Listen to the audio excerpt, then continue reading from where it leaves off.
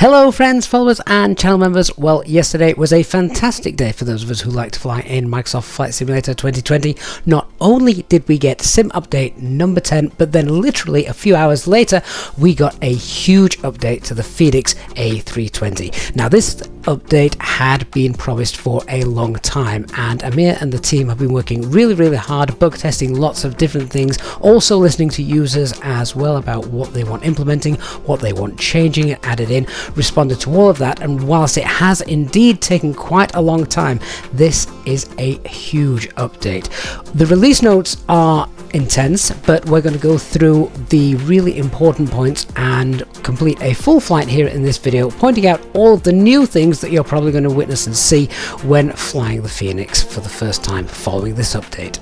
The first thing I want to bring to your attention is just the performance and the FPS. A lot of optimization has been going on for a while now with the Fenix dev team, and as you can see here, following Sim Update 10 and the new Fenix, we can see that these frame rates are perhaps the highest I have ever got. So I can freely pan around both inside and outside. Here we can see the frame rates showing, and it's just smooth. It's really nice. I'd be interested here as well on your comments down below, letting me know how much of an improvement you've got in performance following this Fenix update. So that's the first test passed. Good optimization. Really looking forward now to getting stuck in. Let's dive in and check out all the new features.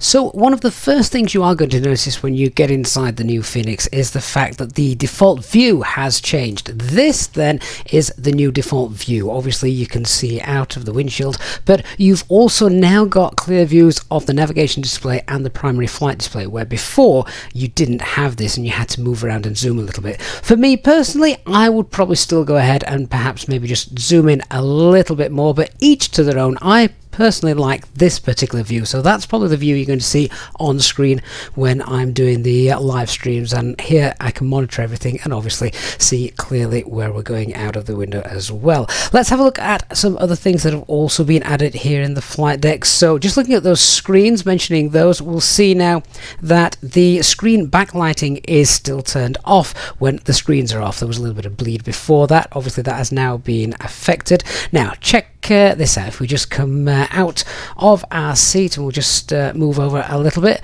so you can now actually go ahead and you can mess around with the position of your seat. Quite nice to see, but no, this doesn't actually affect the default view. Would be nice if it did, but I can understand why it doesn't. So a little bit of cosmetics, you can go ahead and set that up as you wish. Back to the default view here, and you can see that it's obviously not changed, but yeah, there you go. So nice little touch, and of course not just the captain's seat, but also the first officer seat works as well. The team have also been working hard on click spots. Now you may have found yourself getting frustrated sometimes when maybe trying to turn on the landing lights and things, trying to not click the wrong particular switch. I often found this a little bit of a pain, but I'm pleased to say that with this update the click spot logic has been updated, so things are much easier now to see, get hold of first time around. So you shouldn't now find yourself turning on off the wrong lights. No excuses now if we select the wrong one, because everything should be exactly where we want it to be. We'll also notice as well, this is something that may pop up because it will trigger a warning on your eCam if it's not turned on. The predictive wind shear switch now functions. This didn't used to function, but now it does. That's not to say, however, that the weather radar is yet working. Sadly, not yet. That's still an update to come and still needs some work from Microsoft and the Azobo team to allow the developers to get in there and do this. A couple of other things as well. The EFB also scales up. Now this means that for those of you who are running the Fenix in VR mode, you'll probably find that this is a lot better and a lot easier to read. Not an issue for me personally, but for those of you, I know many of you like VR, so the fact that this has now become a lot clearer is a huge bonus. Right, let's also go ahead and check out a couple of other things. They've added a different color lighting as well to the floodlights. So let's just go ahead, turn these up. Another thing you'll notice is the fact that the floodlights are turned off by default. They were usually turned up quite bright. I think they were turned up to maximum prior to this update. They're turned down, so that's the default setting. Let's go ahead and just set these up. Yeah, you can see slightly different lighting colours, so that's quite nice to see. They're also not quite as intense. Let's go ahead, just switch the dome light on as well for the moment. You will also notice that the timer after starting everything up is no longer running by default. For some reason it always used to run when you started the aircraft. That has also now been fixed. The team have also done away with the default GPU and the stairs as well, so it means that you're no longer going to get two of them shown right at the side of the aircraft. If you're using GSX as well, this is quite handy because again you've just got less conflicting traffic on the parking stands. The team have also gone ahead and fixed panel saving, which didn't previously always used to work. So you can now go ahead, set up your aircraft as you wish, and then obviously save it, and this should then work for each respective livery you have. Remember, they are livery specific, so one airline will not have the same panel saving state as the next airline. They are literally linked to each livery that you fly. Departure check completed. Bypass pin inserted. So we're all about ready to push back for our flight here from Liverpool up to Edinburgh. I am going to be quiet and I'm going to go ahead and let you listen to the new engine sound. So this is a completely new soundscape that the team at Fenix have developed. Not only are there new sounds on the outside, of course, that we're going to listen to in a minute, but you will also be able to hear how loud they are now when we're in the flight deck, something that proves really, really useful when coming into land, and I'll explain that later on. Let's go and have a listen.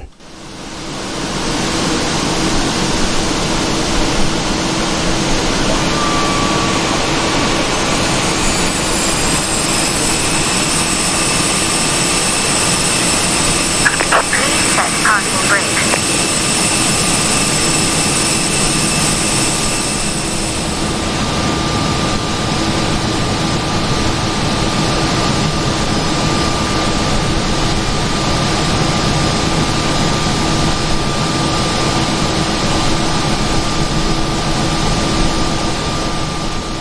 So yep, they really are good, and they continue to be even more fantastic once we get into the flight deck and the cabin, something I'm going to touch upon a little bit later on in the video. The team have also rewritten the nose wheel steering logic, so let's have a little look at this. If, like me, you haven't got anything set up to use the tiller to control the nose wheel steering when you're taxiing, then all you will have, presumably, is a rudder axis.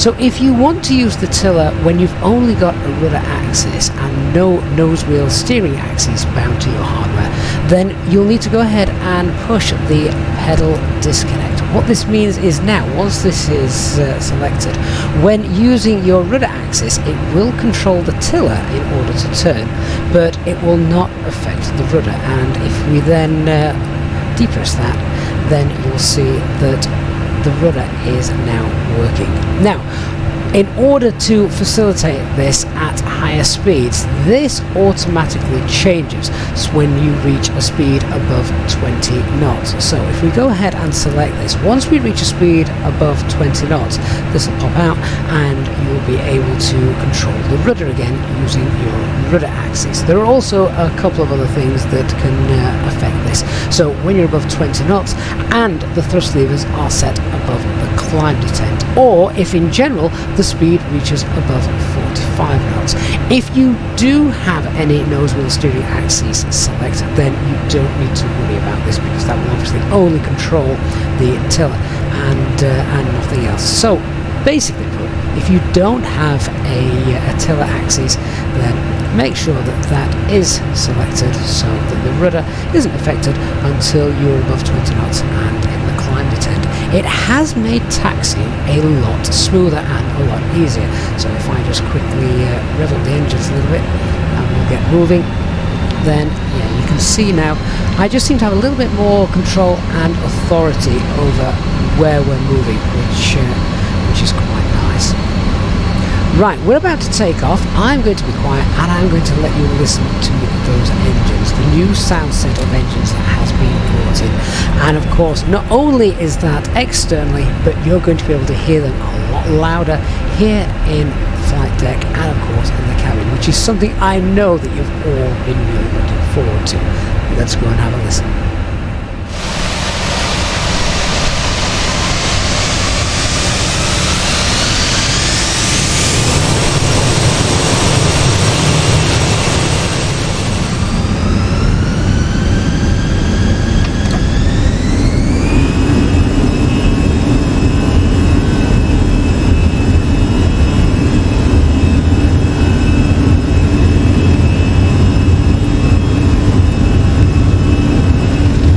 So it was actually quite a windy day here departing Liverpool, and I had quite good control as well with the new steering logic. I also found that with Sim Update 10 as well, just giving us the occasional gust, we could see the liftoff there just had a slight little wing wobble, which I thought was really nice and realistic. I flew the aircraft then manually for a little while before going ahead and getting the autopilot turned on, and I must say that I thought it felt much better. I'm sure you have also felt this as well if you've already gone in and attempted to fly this following update in the Fenix. It's really nice. It feels like a nice, good, solid aircraft to control. Let me know what you guys think as well down in the comments below. Always love to hear the feedback from you as well. Another thing that the Fenix team have gone ahead and done is they have fixed, or rather edited, the heat blur that you get out from the engine, so they're a lot more realistic now.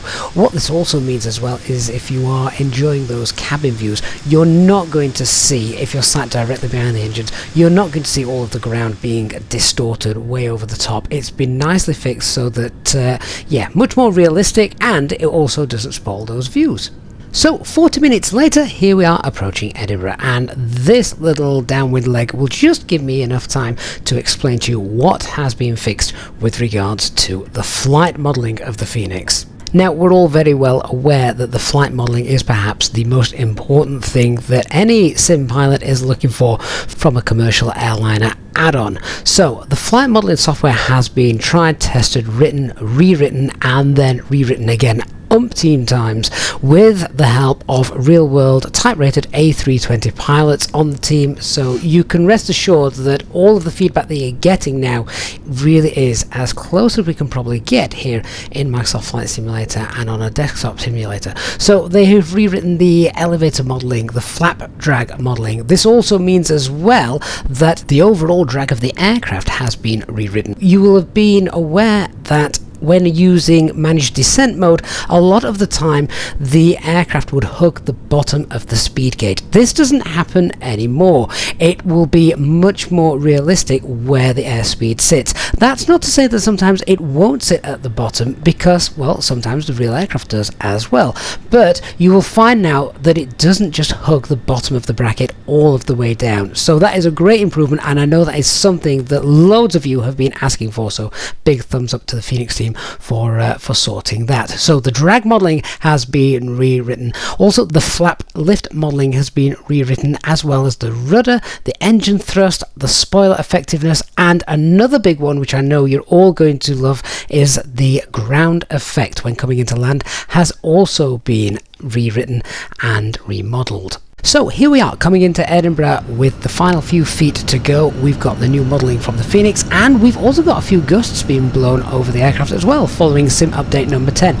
All in all, it is a really nice effect. Now, do you remember me mentioning how good it was to be able to hear the engines when we're now flying in the Fenix? Well, the good thing about this here in the flight deck is you can tell when the engines are spooling up and when they're dropping down. Obviously, when they're spooling up, you're going to get a little bit of thrust pitching the nose up, giving you a little bit of lift perhaps, so you need to counteract that. The same goes when they start to roll back, perhaps pitch up a little bit so that you can stay nicely on your descent profile. Being able to hear those much more clearly now and react to those meant that trying to control the aircraft's descent onto the runway was much easier. The fact that we got these wind gusts as well really made this landing quite exciting. I'm going to go ahead and let you just watch the final touchdown. 100.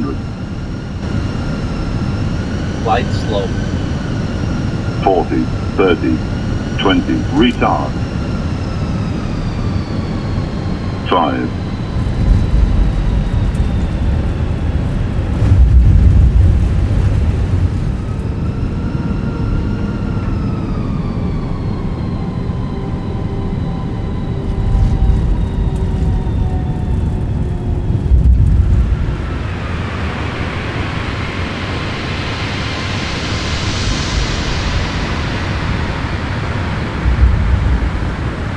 So I think it's fair to say that felt amazing. The flight dynamics were really nice. You only needed little inputs for corrections. There were a few gusts coming in as well. I hadn't planned that for the video, but I think it works in our favour with regards to a test flight checking the new Fenix update. It was just really nice to handle the feedback from the engines and the way that you can control that now. I think this has been a fantastic update, so a huge thank you and well done to the Fenix team. I'd really like to know what you guys think as well and get your feedback following this Fenix update. How are you finding everything as well? Good thing I didn't have to recalibrate anything, so all of those settings are all saved and transferred over. Nothing daft like that. All I had to do was literally update via the Fenix app and away we went. Thank you so much for watching. If you have enjoyed this video, then please do leave a like. It really does help the channel, so thank you so much for that. If you are new to the channel, don't forget to hit that subscribe button and turn on the notifications bell so you don't miss any future content or live streams. I can't wait to get back in the flight deck and do a live stream with this new updated Fenix. Really looking forward to that. Thank you so much, and I will see you all again on the next video. Bye bye for now.